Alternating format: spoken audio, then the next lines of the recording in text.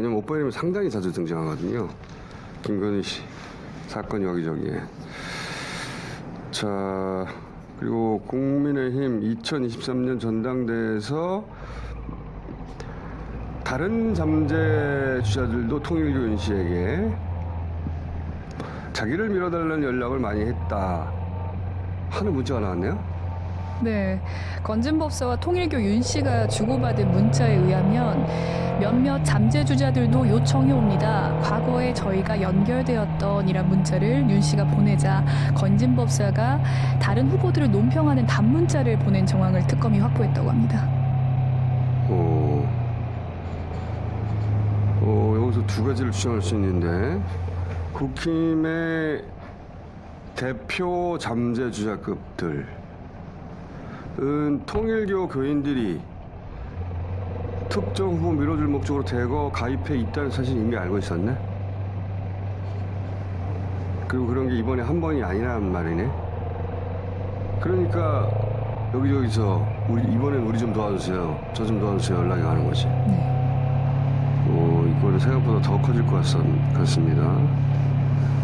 자, 지난주 특검이 국힘 당원명부 서버 업체 압수수색해서 확보한 명단과 비교해서 첫 보도로는 11만 명, 12만 명 이런 보도 나왔는데, 네. 근데 이 숫자는 그 2023년 전당대회 그 기간에 맞춰 가입한 숫자를 말한 게 아닌 것 같아요. 처음엔 그런 줄 알았는데, 왜냐하면 한겨레 보도에 따르면 실제 예배 참석하는 진성 교인이 통일교에 몇 명이라고 합니까? 약 7만여 명 정도 된다고 합니다. 그러니까요. 11만 명이 한꺼번에 했을 리가 없고, 이 숫자에서. 이 11만 명은 아마 이 앞에 문자처럼 그 이전에도 통일교가 이런 식으로 대거 가입한 적이 있었나 싶은데, 그 전체 통일교 명단하고 전체 국힘 당원 명단 중에 중복되는 숫자인 것 같고, 2023년 전당대회만 집중적으로 가입한 숫자를 한겨레에서는 보도했죠. 그렇습니다. 3,600여 명이라고 보고 있습니다. 근데 이제 한겨레 발로 이 숫자가 나오긴 했는데, 특검 발로 카운팅이 끝나서 그 숫자는 나오지 않았어요. 그러니까 더 많아질지 어딜지 모르겠는데, 숫자와 별개로 중요한 건 김건희와 건진 그리고 통일교 윤씨 사이에 주고받은 문자가 확인됐다는 거죠. 문자로 끝난 게 아니라 통일교 교인들이 그런 목적으로 가입이 됐다, 실행에 옮겨졌다, 이게 확인이 되면 정당법 위반이 확인이 되거든요. 여기서 그치지 않고 대선 기간에도 윤석열 후보 지원했다는 문자 정황들이 있단 말이죠. 대선 기간에도. 그러니까 이게 대선 기간으로까지 확대가 되면 당선 무효까지 연결될 수도 있어요. 그럼 국민의힘은 300억대의 선관위 보전 비용을 토해낼 수도 있습니다. 매우 파장이 클 수 있습니다. 이 수사도 역시 계속 팔로우 해봐야 되는 것이고, 그런 위기에 국힘이 어제 대구 가서 장애 집회를 했네요. 그렇습니다. 약 6년 만에 동대구역에서 야당 탄압 독재 정치 국민 규탄 대회를 모토로 장외 투쟁을 시작했습니다. 다음은 어디서 한답니까? 25일 대전 그리고 서울에서도 대규모 시위를 검토 중이라고 합니다. 모두 추석 맞춘 일정인가 봐요. 근데 그 집회에서 윤어게인 등장했다는 거 아닙니까? 그렇습니다. 윤어게인과 부정선거 관련 깃발이 나부꼈습니다. 영상 있나요? 윤어게인. 국힘은 지금 스스로를 걱정해야 합니다. 지금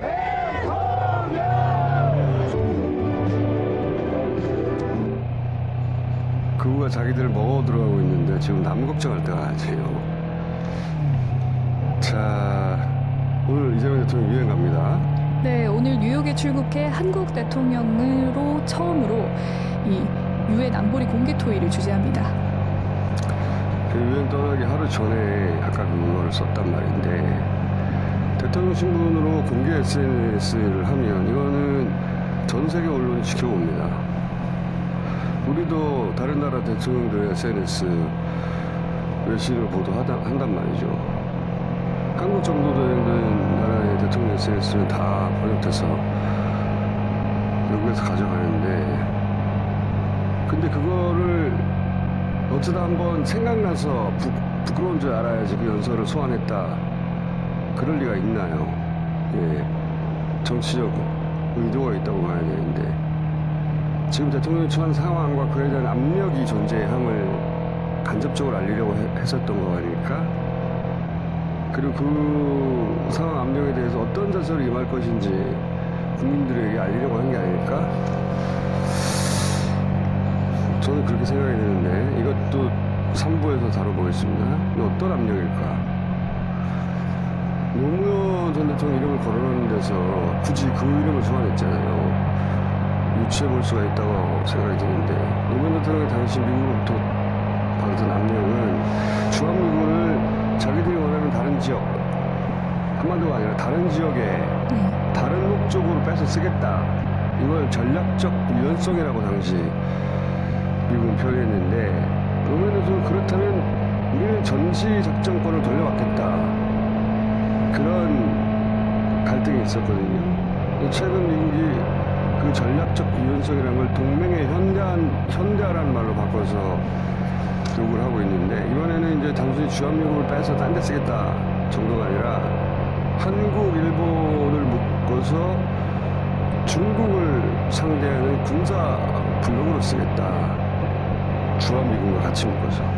그러면은 원래는 주한미군은 북한을 상대하는 목적으로 한반도에 주둔하고 있었는데, 이제 이런 목적으로 바꾸겠다는 거죠. 현대화라는 거면서. 그럼 우리는 일본 자위대 지휘 아래로 들어가고 중국과 군사적 적국이 되고, 한반도는 그 대중국 군사 최전선이 되는 거란 말이죠. 미국과 일본을 방어하는 최전선이 되는 거예요, 우리가. 왜 그래야 되죠? 그런데 이제 이 안보를 수단으로 삼아서, 아니면 미군 주한미군 철수한다든가 뭐 그런 안보 카드를 수단으로 삼아서 관세협정에서 자기들이 원하는 바를 관철시키려 하는 거 아닐까? 그러면 거긴 절대 글로 가면 안 되죠. 단순히 자존심의 문제가 아니라, 그것도 매우 중요하지만 국가적 자존심입니다. 트럼프는 특히나 불복하면 더더욱 요구합니다. 더 내놓으라고. 트럼프는 고개를 숙이면, 아, 졌구나, 여기서 물러나는 게 아니라 있는 대로 다 뽑아내려고 한단 말이죠. 더구나 지금 미국은 윤석열 때처럼, 우리나라 윤석열 때 얼마나 중구난방이었어요. 난리법석이고 제대로 돌아가는 게 하나도 없었거든요. 정책 부분에서도 그렇고. 근데 최근 미국도 그래요. 중구난방 난리법석이에요. 아주 체계적으로 진행되는 게 없고. 최근에 그 미국 비자권 있지 않습니까? B1B, 아니지, H1B인가? H1B 비자 수수료 100배 인상 있잖아요. 네. 수수료를 $1,000에서 10만 달러, 우리 돈으로 약 140만 원 가량에서 1억 4천만 원 정도로 인상을 했습니다. 미친 거지 이게. 그 명분이 뭐였냐면은, 미국의 우수한 일자리들을 외국인들이 뺏어가고 있다, 이거 미국 국어에서 끊임없이 주장하는 거예요. 근데 미국인들이 더 우수한데 그보다 떨어지는 외국인한테 그 일자리를 일부러 주는 게 아니거든요. 그리고 그 비자권도 대부분은 미국의 대표적인 IT 기업들이 다 싹쓸이하고 있어요. 그렇습니다. 아마존이 약 9,000명, 구글이 약 5,000명, 마이크로소프트가 약 4,000명, 애플이 약 3,000명. 아, 미국의 대표적인 IT 기업들이에요. 그래서 우리 기업하고는 상관도 없어요, 사실. 미국 진출한 우리 기업들은 이 비자 안 씁니다. 그러니까 미국 자기네 IT 기업의 핵심 인력들이 대거 빠져나가게 생긴 거예요. 명분은 미국인들에게 좋은 우수한 일자리를 더 늘어준다라고 했는데, 실제로는 미국 IT 기업들의 핵심 인력이 다 날아가게 생긴 거죠. 그러니까 그 IT 기업들이 가만히 있었겠습니까? 그러자 원래 그 1억 4천 매년 내는 거라고 발표했거든요. 매년 1억 4천 한 번으로 하는 게 아니라 매년 내는 거라고 발표했는데 러트익 장관이 하루 만에 아니 매년은 아니고 한 번만 내는 거야. 그리고 지금 이미 비자 있는 사람한테는 적용이 안 돼. 신규만.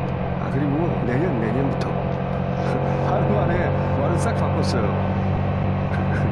전 세계를 상대로 발표하고 트럼프가 그 앞에서 사인하는 거 보여주고 나서 하루만 내용 전체를 다 바꿔. 엉망진창이에요.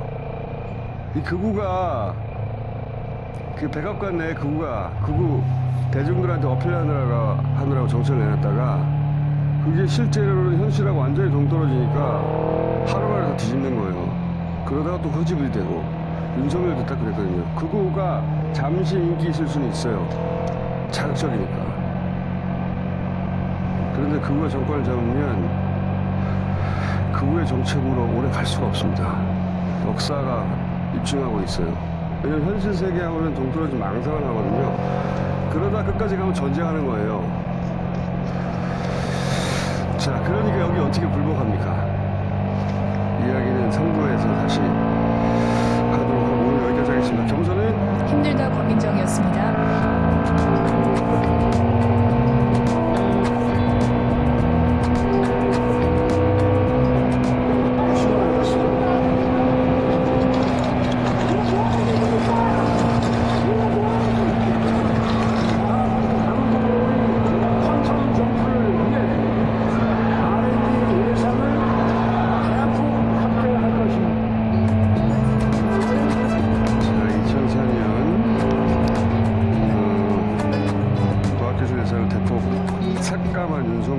카이스트 졸업식에 오자 항의했던 학생이 끌려나가는 장면인데, 근데 최근에 이런 카이스트에 구구를 외치는 동아리가 등장을 했습니다. 카이스트 이틀막 대책위 김혜민 공동대표 전화 연결하고 있습니다. 안녕하세요, 대표님. 안녕하세요. 자, 이틀막 대책위 소개해 주십시오. 네, 방금 이제 영상으로 좀 보셨는데요. 이 졸업식에서 이제 졸업생이 이제 R&D 예산 삭감 뒷간하다가 이제 입틀막을 당하고 완전 끌려가지 않았습니까? 그렇죠. 당시 이제 제가 졸업생들 좀 모아서 이 윤석열이 주선하는 1인시 기자회견 이런 거 진행했었는데, 이제 그 이후에도 이제 R&D 예산 그 건의가 이 졸업생을 입틀막한 그 당시 우리 김용현 경호처장이었는데요. 이 고발을 제대로 하기 위해서 이제 입틀막 졸업생 시민기와 함께 이제 단체를 구성했습니다. 그래서 이제 저희 이제 과학기술이 전혀 우리나라의 미래 성장 동력이고 인류 발전의 초석인데, 어떻게 이렇게 갑작스럽게 일방적으로 심지어는 법적 절차까지 위반하면서 R&D 예산을 삭감할 수 있느냐. 그리고 사실 미래를 이끌어갈 인재들이 가장 가혹한 상처를 입었는데요. 일자리도 잃고 월급도 삭감되고 심지어 학위를 위한 연구도 다 중단되고, 그래서 이제 대책위 차원에서 저희가 계속 R&D 예산 삭감 과정의 불법성을 규탄하고 국정조사를 계속 요구해왔고, 이 R&D 예산의 제대로 된 복원을 위해서 싸워왔습니다. 네, 소개해달라고 한마디 했더니 자, 너무 길게 얘기해서 죄송합니다. 자, 오늘 모신 것은 그런데 이틀마 대책위에서 규탄 성명을 하나 냈는데, 네. 자유대전 카이스트라는 곳에서 회원 모집을 한다는 겁니다. 그래서 이 규탄 성명을 냈어요. 요 전후 사정은 좀 설명해 주십시오. 대학생회에 한 대학생으로부터 이러한 기부가 좀 들어왔고요. 저는 이제 이걸 개인적으로는 이제 반헌법 운동이라고 좀 부르고 싶습니다. 어쨌든 그 학생이 이제 카이스트 마스코트 넉죽이라고 있어요. 그 넉죽이와 이 카이스트를 사랑하는 대학원생으로서 어떻게 이런 현수막을 다는 거에 대해서 이제 너무 할 말을 잃어서 대처하고 싶은데 무엇을 어떻게 해야 될지 모르겠어서 도움을 받고 싶다, 이렇게 연락이 온 거예요. 내용이 뭡니까? 극우 동아리 모집의 내용이 이게 극우 동아리라고 판단한 이유가 뭡니까? 그리고 여기 이제 자세히 보시면 나와 있는데요. 이제 그 현수막을 통해서 이제 소개한 내용은 단중, 단국, 그 다음에 이제 윤어게인, 부정선거, 이런 내용들이 들어 있습니다. 그래서 반국가 세력과 부정선거의 진실 알리기, 이제 뭐 카드 뉴스를 제작하고 대자보를 뭐 현수막을 제시하겠다 뭐 이런 내용들이 담겨져 있는 거죠. 아하, 그러니까 반중, 윤호개인, 부정선거 딱 고정 레파토리가 다 들어있네요. 네, 맞습니다. 그 카이스트의 극우 동아리를 만들겠다는 모집 공고군요, 말하자면. 네, 맞습니다. 네. 아하. 그래서 아니 다른 것도 아니고 어떻게 카이스트에서 이런 극우 동아리가 있을 수가 있느냐라고 말씀하시는 거예요. 아, 그렇죠. 이제 뭐 다른 학교도 다 문제긴 하지만 이제 과학기술계가 윤석열 때문에 지금 예산이 삭감돼서 타격이 크게 있지 않았어요. 네. 그래서 심지어 이제 가장 피해를 입은 게 이공계 대학의 학생들인데 어떻게 이렇게 윤혁인 외침이라고 할 수가 있느냐.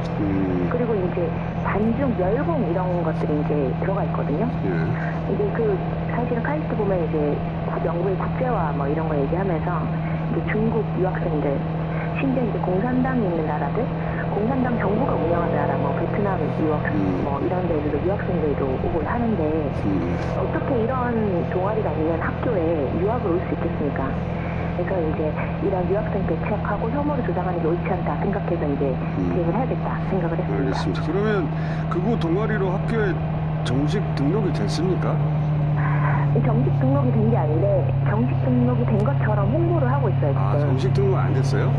네, 등록이 안 됐습니다. 이제 가등록 절차라는 게 있는데 가등록 신청을 한 상태고 이 신청에 대해서 승인을 한 건데 그 동아리연합회가 마치 이제 정식 동아리 된 것처럼 좀 홍보를 하고 있고 저희가 파악하기로는 9월 30일까지 10명을 모아야 가등록 신청을 할 수 있는데 현재 전산상에는 1명을 모았더라고요.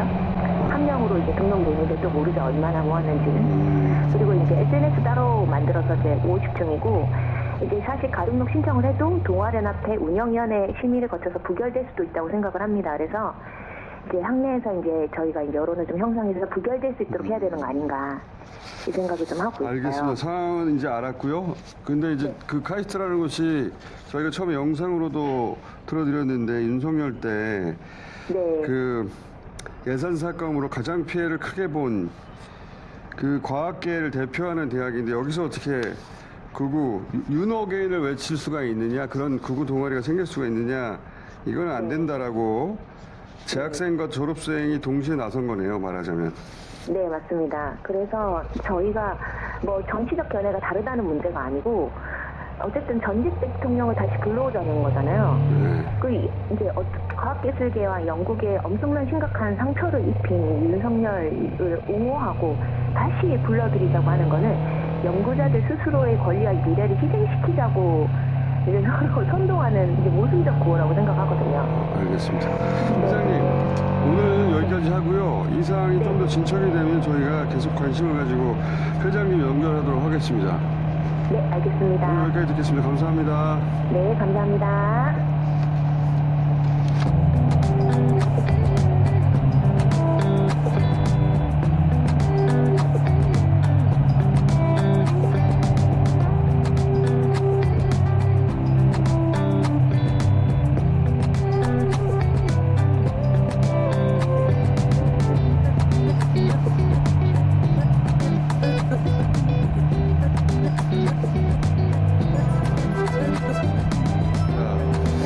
심우정 전 검찰총장이 피의 고발인 곧 피의자죠, 사실은. 내란 특검 출석했습니다.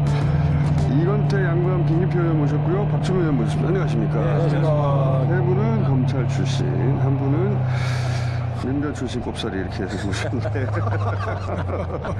이거 우선 검찰총장이 한 일이라, 예, 검찰총장이 즉시 항고 포기. 당시 지기현 부장판사가 아무리 풀어줬어도 즉시 항고하면 못 나오는 거잖아요. 예, 그죠? 그렇죠. 그리고 즉시 항고할 거라고 다들 생각하신 거 아닙니까, 그때? 다 그랬죠. 그 당시에 무슨 얘기까지 나왔냐면 이 경우에 즉시항고 한다. 안 하면 검찰이란 조직 자체를 넘기는 거다. 이런 얘기까지 나왔죠. 윤석열을 풀어주려고 설마 그렇게까지 하겠느냐. 그렇게 했어요. 아니 뭐 설마의 연속이었으니까 지별살이고. 그렇게 했습니다. 그래서 풀어줬을 때, 에이 그러면 검찰에서 즉시항고 하면 돼. 보통 그렇게 생각을 했죠. 그래서 즉시 항고할 거라고 다들 검찰 출신 의원들이 다 그랬어요. 이걸 어떻게 안 하냐. 검찰 출신 의원들뿐만 아니라 저는 안 할 거라고 얘기했어요.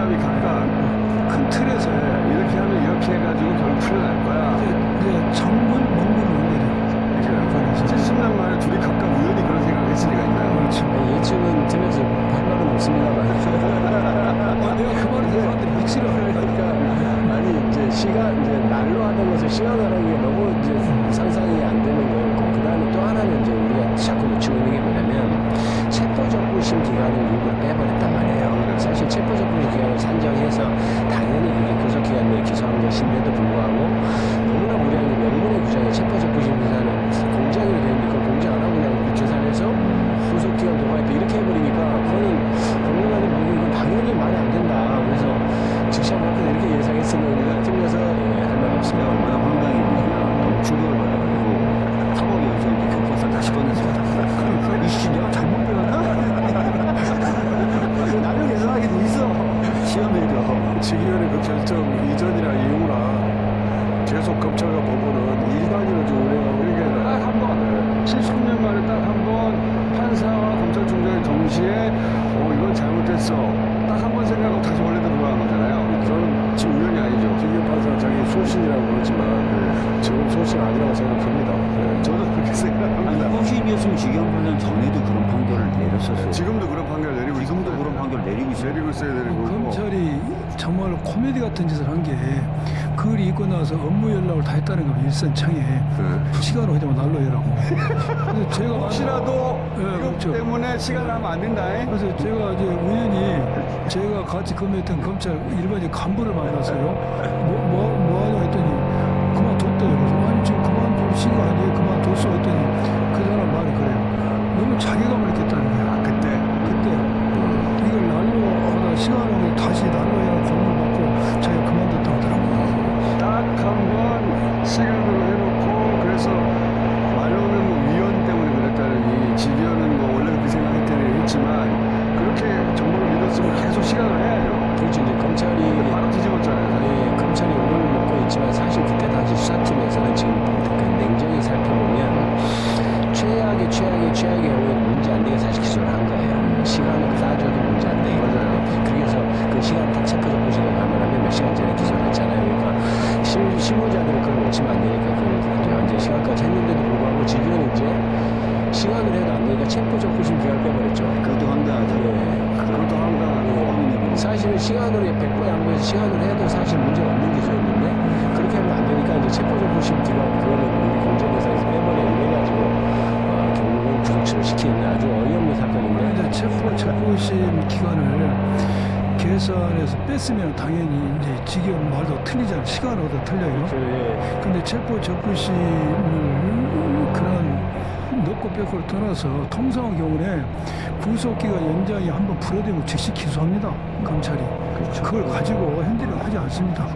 자, 그러니까 그때 이제 아니 이렇게 법을 왜곡해 가며 윤석열을 풀어주나 하고 그분을 관두신 건데 그 지인분은 그러니까 여기서 진짜 질문은 그러면 지기현과 심우정은 왜 그랬냐잖아요. 그리고 그 사람들이 그렇게 판단하도록 권고한 혹은 압력한 누군가가 있을 것 같잖아요. 그리고 그 사람들은 결국 묵종한 걸 윤석열을 풀어주고 그리고 탄핵을 무력화시키려고 윤석열 복귀를 꿈꾼 사람들 아닙니까? 그러니까 내란 동조 세력이잖아요, 그 사람들이. 그렇죠. 그러니까 밝혀내야 되는 거 아닙니까, 반드시. 특검의 능력이죠. 그 두 사람 지기현과 그 심우정에서 끝나는 게 아니라 이 사람들이 왜 그런 결정을 해야 된다. 그 사람들이 그런 결정을 하도록 만드는 걸 밝혀내야 진짜 수사입니다. 검은 디자인을. 검은 디자인을. 이제 결국을 보면 지기현이 토스를 하고 심우정이 스파이크를 때린 거잖아요. 이게 우연히 두 사건이 겹쳤을 수가 없죠. 절대 그럴 리가 없고. 합리적인 추정을 하면 뭔가 검은 디자인이라고 맞습니다. 검은 디자인을 누구라고 생각하십니까? 그 당시에 뭐 김현장에 있는 모 변호사다 뭐 이런 얘기도 나오고 했는데 그러십니까?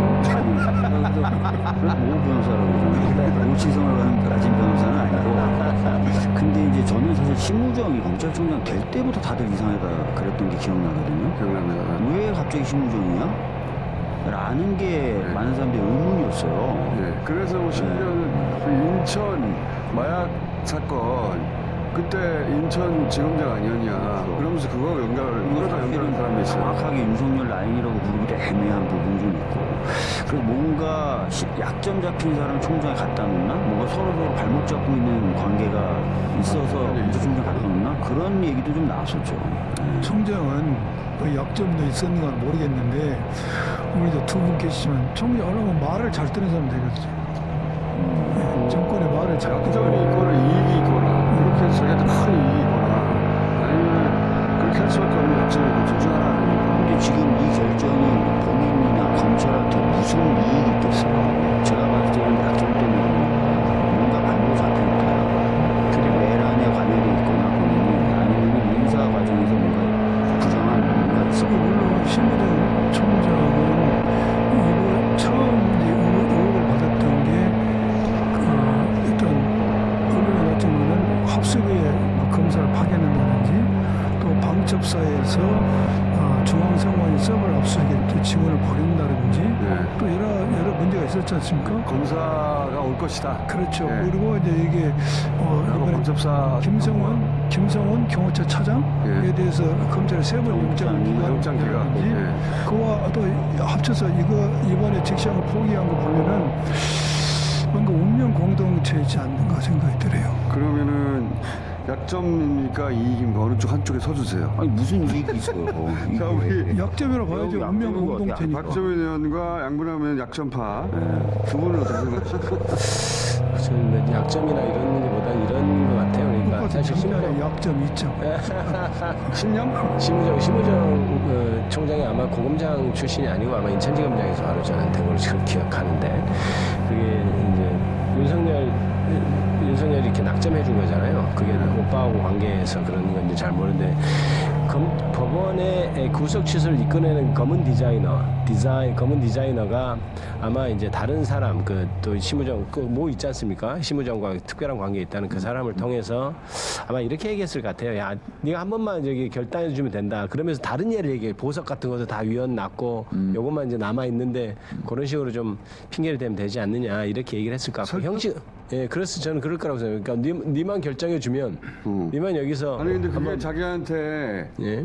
여차하다가는 이런 수사를 받게 만들 수 있는 이런 얘기도 사안이니까. 했겠죠. 이재명 대통령 된다. 이대로 가다가는 아마 그렇게 설득을 했을 것 같고, 네가 검찰총장 시켜준 그 사람한테 한번 보호는 해야지 않겠냐. 이렇게 저는 그렇게 저는 생각합니다. 심우정 총장은 한 제가 번만 볼 때 결단하면, 예. 탄핵이 인용되라고 생각하지 않았을 것 같아요. 탄핵이 기각되라는 확신을 가졌던 것 같아요. 기각된다. 예. 약점과 전망. 희망의 해로도. 저는 심은영 총장의 성품을 고려해서 총장을 시키지 않을까 싶어요. 성품은 어떻습니까? 특성이. 그러니까 이제 아까 우리 양분아 의원님 말씀하셨다시피 말을 잘 듣는다. 말을 잘 듣는다. 이걸 가장 크게 고려했지 않았을까. 그래서 이제 총장 시켜줄 때 어떤 이제 저는 충성 명세를 받았다고 생각하는데요. 저희 심은영 총장 인사청문회 때 그걸 물어봤어요. 당신 윤석열 대통령한테 충성 명세하고 총장 된 거 아니냐? 김건희 면죄부 주기로 하고 총장 된 거 아니냐? 이렇게 물어봤더니 대단히 모욕적인 질문이라고 나한테 그러더라고요. 근데 저는 충성 명세하고 또 심은영 총장의 성품상 그 말을 잘 들을 것이다. 이걸 가장 크게 고려했지 않을까 싶습니다. 설이 너무 많은데. 이제 김기표 의원님 말씀대로 뭔가 작동이 됐으려면 그 디자이너라고 불리는 사람이 우리가 헌재에도 얘기해놨고 법원에도 얘기해놨어. 그러니까 너만 윤석열 결단해주면 돼 탄핵되면 라고 얘기했겠죠. 그렇죠. 윤석열 당신이 탄핵되면 너만 뭐니고 그러니까. 뭐간에 자기가 감옥 갈 수도 있는 거니까. 다 얘기해놨어. 이렇게 그러니까 윤석열이 탄핵 기각된다고 생각했으니까 이렇게 그렇죠. 예. 행동했을 것 같은데. 자기가 감옥 가리라, 이걸로 만약에 문제가 돼도 감옥 가라고 생각 안 했을 가능성이 있습니다. 왜냐하면 지금 아마 수사 과정에서도 보이긴 하겠지만 직권남용을 우유하기가 만만치는 않을 거예요. 왜냐하면 이게 자기 논리를 계속 만들어놨거든요. 이게 헌법에 위반되는 것 같다라고 하든가, 그다음에 대검 부장행위도 거쳤고 이제 그런 식의 절차를 지금 만들어놨는데, 그렇다 하더라도 물론 직권남용이 되는데 전 문제는 없어 보입니다만은 그 정도로 자기가 결단해줄 수 있다 저는 판단했을 것 같아요. 그래서 저는 이 정도는 이 정도는 법적으로 내가 빠져나갈 수 있고 빠져나갈 수 있다 이렇게 판단했을 가능성이 높습니다. 제가 보기에. 그것도 플러스. 예. 그러니까 구속 집행정지에 대해서 직시한 걸 위헌이라고 판단이 났잖아요. 그러니까 심우정 총장은 같은 이치로 이 정도는 해도 그 위헌 판결이 있기 때문에 안전하다고 생각했을 수 있어요. 자기 합리화를 그렇게 법적으로. 그 당시 법사에서 계속 법무부 차관이 나와서 계속 했던 얘기가 그거였습니다. 기존에 위헌이 있었기 때문에 이것도 위헌적인 소지가 있어서 검찰이 그렇게 하는 것이 정당하다는 듯이 얘기를 했거든요. 그러니까 그 논의를 계속 그때 이렇게 도드립했죠. 그걸로 자기 합리화했다. 예, 그렇습니다. 근데 그 구속 적부심 결정에 대해서 직시한 거 하는 거에 대한 위헌 판결. 구속 집행정지. 지금 집행정지, 구속 예, 집행정지. 보석도 근데 일반인들한테나 통하는 것이고 법률가들한테는 안 통하는 거 아니야? 제 생각에는요. 예. 방금 말씀하신 보석 구속 집행 정지에 대해서는 위헌이라는 게 있지 않습니까? 위헌이 났죠. 위헌인데 구속 취소에 대해서는 위헌이 판결이 없지 않습니까? 그리고 실무자 입장에서 그거 다 알고 있어요. 알겠죠, 당연히. 알고 있고 자기가 그러한 논리를 만든다 하더라도 일반 입장에 법률가 입장에서는 용인될 수 없다는 거 압니다. 일반인들이나 속지. 그렇죠. 법률가들은 안 네. 속잖아요. 예. 제가 이제 말씀을 드리고 싶은 것은 그러면 왜 실무적인 그런 거 현장을 갖고 우리가 좀 논하고 있지 않습니까? 가장 강한 모티브는 그러겠죠. 운명의 공동체, 운명 공동체는 게 보호를 입었던 것이죠. 총장으로서. 그리고 가장 중요한 것은 탄핵이 기각되는 확신이 있었던 것 같아요. 그러니까 이 모든 계획은 보훈이든 뭐 약점이든 이익이든 윤석열이 탄핵돼 버리면 그러면 이제 쓰나미가 몰려서 자기도 휩쓸려 갈 근데 테니까. 기각되리라는 확신이 있었어요. 기각될 가능성이 높다라고 그렇죠. 예. 누군가가 이제 그 확신을 준 게 아닐까? 그렇죠. 예. 그럴 가능성이 높겠는데. 제가 볼 때는 그거 아니면 바보 아니서 할 수가 없죠. 누가 탄핵 줬을까요? 인용되면 다 죽는. 의원님 그걸 누가 줬을까요? 그런 신념. 그건 저 알 수가 없네. 오늘 검은 디자이너인데 누군지 몰라. 그러니까 이제 그 인용 사람이 굉장히 중요해요 지금. 그러네요. 탄핵이 기각되는 것은 당연히 그렇게 예상했을 것 같기도 한데 그게 아니라 하더라도 이런 위헌 여부나 이런 것은 본인이 분명히 명분이 된다고 생각했을 가능성이 있다. 물론 그건 거짓말입니다. 왜냐하면 제가 법사에서 지적했지만 김주현 당시 차관이 이거는 구속수는 보석과 구속집행정의 별개로 요거는 계속해서 직시항을 할 수 있어야 된다 이렇게 얘기를 해서 사실 그게 남아있었던 맞아요. 조항이기 때문에 그거는 다 검찰이 원한 거잖아요. 예, 남아 있는 건. 예, 그렇습니다. 요 사항은 복잡하게 얘기하면은 쓸데없이 법률적인 부분이 너무 깊이 들어가니까 요지는 그건 검찰이 원했던 거고 그렇죠. 위헌이었던 적도 없고. 그렇습니다. 그래서 기자들이 받아 써가지고 마치 헷갈리게 만드는데 실제로 법률가들은 헷갈리지 않고 위헌도 아니다. 그러니까 핑계다. 금방 결론이 날 거니까 그걸로 도망갈 수 있을 거라고 생각 안 했을 것 같아요. 그거는 언론의 핑계로 던져놓고 네. 실제로는 다른 강력한 동인이 있었을 것 같은데 그 중에 하나가 탄핵 기각. 탄핵 기각이 되지 않을까? 이 사람들이 이렇게 확신했던 것 같아요. 자기한테 말을 해주는 이 사람들을 볼 때 그렇죠. 그 판을 읽어봤겠죠. 이게 돌아가는 판을. 그게 안 되더라도 윤석열이 설사 탄핵이 되더라도 이재명이 대통령이 되는 경우는 드물지 않을까? 탄핵이 기각될 것이고 인용되더라도 보수가 정권을 잡는다면은 그렇죠. 자기가 죄책을 부를 가능성이 적어요. 그것까지도 생각하지 않았을까요? 그러니까 뭐 그 당시에 이제 대법원에서 파기환송될 거야 그렇죠. 뭐라든가. 맞아요. 박윤성에 대한 정보는 근데 여기서 좀 분명히 정리하고 가야 될 게 이게 심우정이 이제 그렇게